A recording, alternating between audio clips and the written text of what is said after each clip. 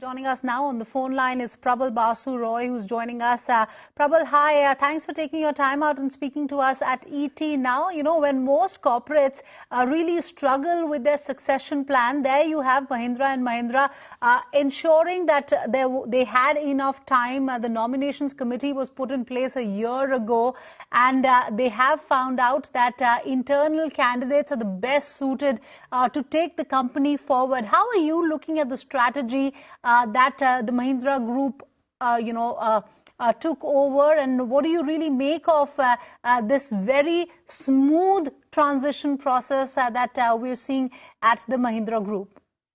Ruchi, good evening. See, first things first, I think, I have consistently said this, that despite the plethora of laws we have in India, the governance standards of a company are as good as the promoter himself is and allows it to be. To that extent, I think Anand Mahindra has actually played a singularly pivotal role, in this whole process of evolution of M&M, and its transition from a family business to a promoter-driven business and now to a professionally board-managed company. That is the big thing, according to me. And he has taken advantage of the SEBI requirement of splitting the roles from 1st April 2020 to do that. Actually, if you notice, not many companies have done that so far. At least they have not announced it, and many have not done it yet.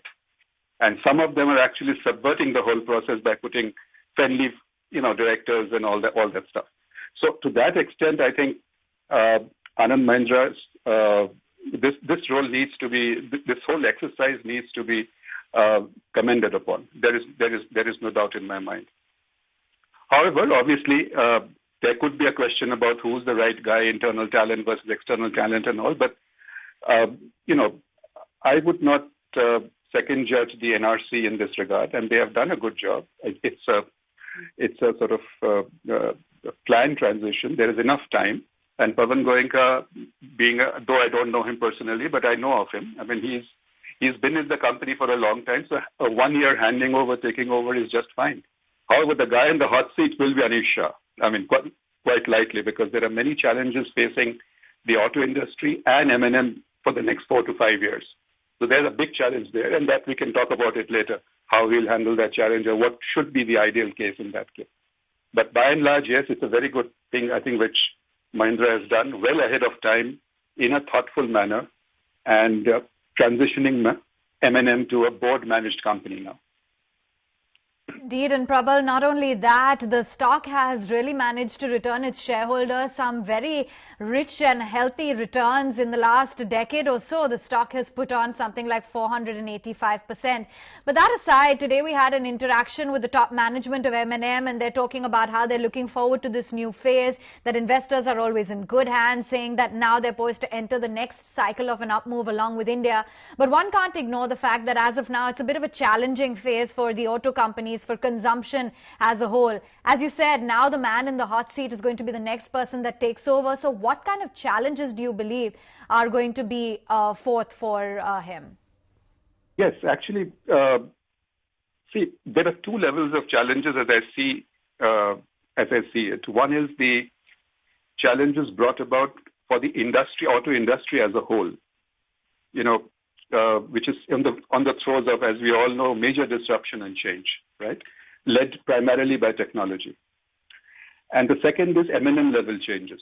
M&M also, though it has given reasonably good returns, solid returns, it is still a sort of a, it's perceived in the investor's eyes as a company which plods along. It's great, but it plods along. It's not a electrifying sort of organization. So there are these two levels of challenges which the new CEO, basically Anish Shah, effectively will have to do. And let me bring you to one, something which I've always observed.